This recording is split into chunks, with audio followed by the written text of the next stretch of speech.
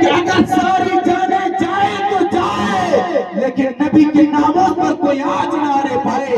نبی کی ناموز کی حفاظت کرنا ہمارا اور آپ کا پہلا فریضہ ہو۔ اگر نبی کو کوئی برا بھلا کہے تو سب سے پہلے ہماری یہ ذمہ داری بنتی ہے کہ ہم نبی کی ناموز کی حفاظت کے لیے، نبی کی عزت و آبرو کی حفاظت کے لیے اپنی جانوں کو بنا دیں، لیکن نبی کی عزت و آبرو پہ آئے۔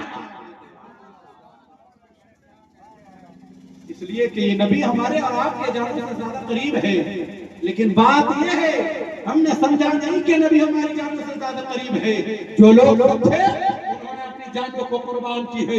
سنیں، ایک صحابیہ ہے، ایک جنگ کا موقع ہے، وہ صحابیہ کے بیٹے بھی جنگ میں چلے گئے ہیں، ان کے شوہر بھی جنگ میں چلے گئے ہیں، جنگ ختم ہوتی ہے، صحابہ کرام واپس مدینہ تشریف لاتے ہیں، وہ صحابیہ ان جنگ سے آنے والوں کا استقبال کرنے کے لیے جاتے ہیں، لوگوں سے پوچھتے ہیں یہ بتاؤ میرے بیٹوں کا کیا حال ہے، میرے بیٹے شہید ہو گئے ہیں یا زندہ واپس آ رہے ہیں، بتاؤ میرے شوہر کی کیا حالت ہے، میرا شوہر زندہ ہے یا شہید ہو چکا ہے۔ لوگوں نے کہا کہ تمہارے بیٹے شہید ہو چکے ہیں، تمہارا شوہر شہید ہو چکا ہے۔ وہ صحابی آگے بڑھ کر کے کہتی ہے یہ بتاؤ میرے بیٹے شہید ہو گئے، شہید ہونے دو، میرا شوہر شہید ہو گیا، شہید ہونے دو، یہ بتاؤ کہ پیغمبر اعظم کی کیا حالت ہے، پیغمبر اعظم کا کیا حال ہے۔ لوگوں نے کہا کہ تیرے بیٹے تو شہید ہو گئے، تیرا شوہر تو شہید ہو گیا، لیکن پیغمبر اعظم زندہ ہے، پیغمبر اعظم محفوظ ہے۔ وہ صحابیہ کہتی ہے میرا بیٹا چلا گیا، مجھے کوئی غم نہیں ہے، میرا شوہر چلا گیا، مجھے کوئی فکر نہیں ہے، ارے پیغمبر زندہ ہے، یہی ہمارے لیے سب کچھ ہے۔ پیغمبر زندہ ہے، یہی ہمارے لیے سب کچھ ہے، پیغمبر محفوظ و معمون ہے، یہی ہمارے لیے سب کچھ ہے۔ اس لیے قرآن نے کہا ہے کہ یہ نبی ہمارے اور آپ کے جانوں سے زیادہ قریب ہے۔ جب نبی ہمارے اور آپ کے جانوں سے زیادہ قریب ہے تو ہماری ذمہ داری بنتی ہے کہ ہمارا کنبہ کٹ جائے تو کٹ جائے، خاندان لٹ جائے تو لٹ جائے، لیکن نبی کی عظمت پہ آنچ نہ آنے پائے، نبی کے اوپر کوئی بھونکنے نہ پائے۔ اس لیے یہ نبی کی عزت و آبرو کی حفاظت کرنا ہم مسلمانوں کی سب سے پہلی ذمہ داری ہے اور ہمارا فریضہ ہے۔ اس لیے جب تک زندگی باقی رہے ناموس رسالت کے لیے اپنی جانوں کی بازی لگاتے رہو اور مصطفیٰ کی عظمتوں کی حفاظت۔ لیکن ہمارا سمجھے نہیں کہ میرے نبی جانوں سے قریب ہے۔ صحابہ کرام سمجھے، حضرت خبیب بن عدی ہے، لوگ خبیب بن عدی کو پھانسی پر چڑھانے کے لیے پھانسی کی جگہ پر لے کر کے جاتے ہیں۔ جب حضرت خبیب بن عدی پھانسی کی جگہ پہ پہنچ جاتے ہیں تو لوگوں نے کہا اے خبیب تم صرف یہ کہہ دو کہ تمہاری جگہ پہ تمہارا پیغمبر ہوگا، تمہاری جگہ پہ تمہارے پیغمبر کو پھانسی دی جاتی۔ سنیں، حضرت خبیب نے نبی کو جان سے قریب سمجھا ہے، حضرت خبیب نے نبی کو جان سے قریب جانا ہے۔ حضرت خبیب بن عدی کہتے ہیں اے لوگو تم مجھ سے یہ کہتے ہو کہ میں اپنے پیغمبر کے بارے میں یہ کہوں کہ میرا پیغمبر میری جگہ پہ پھانسی دیا، میری جگہ پہ ہو تو سنو، ارے پیغمبر کے پھانسی کی بات نہ کرو، اگر میرے پیغمبر کے پیر میں کانٹا چبھے یہ بھی خبیب کو گوارا نہیں ہے، یہ بھی خبیب برداشت نہیں کر سکتا ہے۔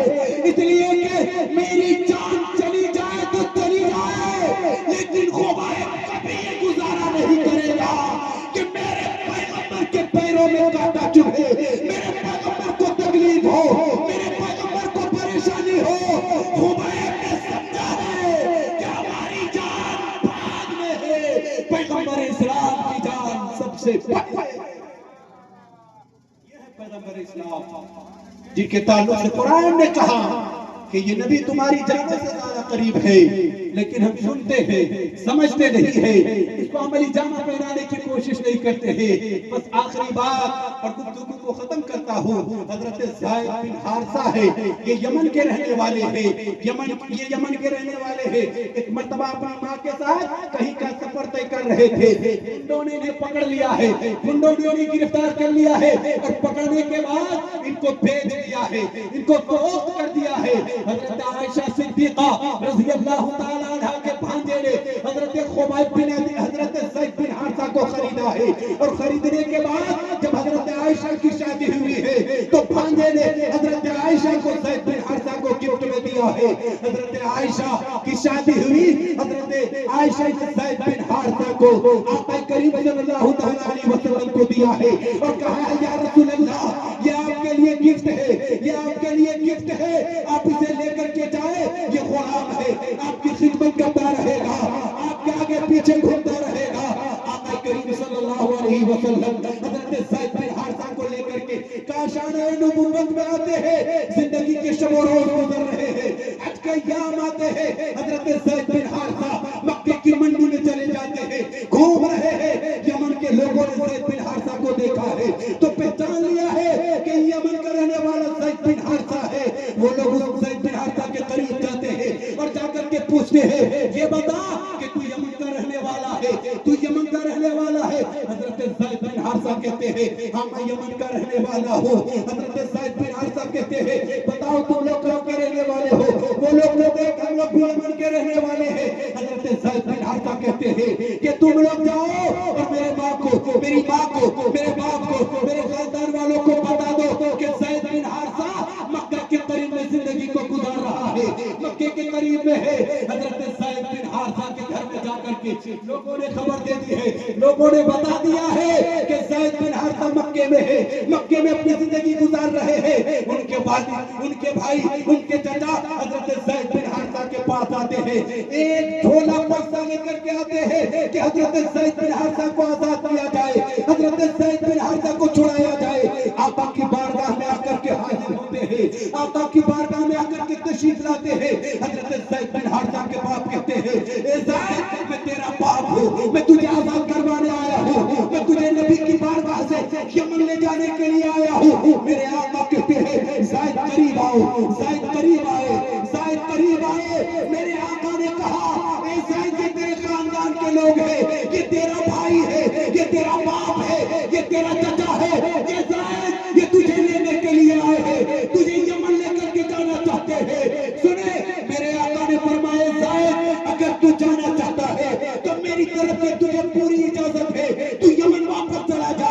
سنے زید بن حارثہ کہتے ہیں یا رسول اللہ دنیا والوں کی آزادی سے بہتر میرے لیے یہ ہے کہ میں آپ کی غلامی میں زندگی بسر کروں, آپ کے قدموں میں رہ کر کے زندگی کے شروع و شام گزاروں. یا رسول اللہ مجھے یمن نہیں جانا ہے, جب تک زندہ رہے گا زید آپ کی خدمت کرتا رہے گا, آپ کے قدموں میں رہ کر کے زندگی کے شروع و شام.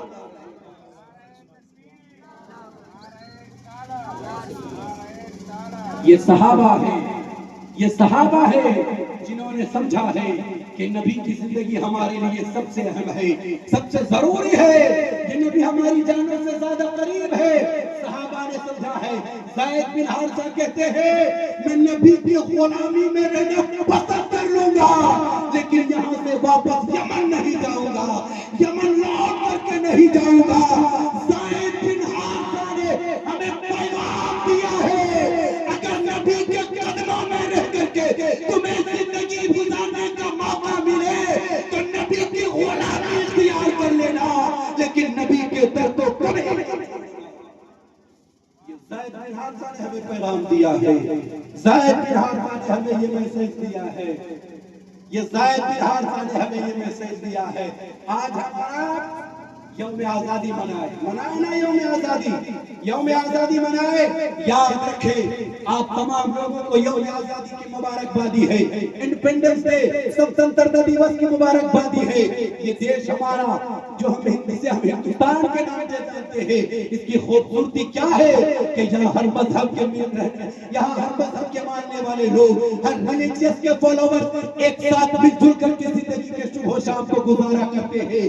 اگر غیر مسلم بھائی ہمارا بیمار ہو جائے ہم ان کو دیکھنے کے لیے جایا کرتے ہیں، ہماری طبیعت خراب ہو جائے تو وہ ہمیں دیکھنے کے لیے آیا کرتے ہیں۔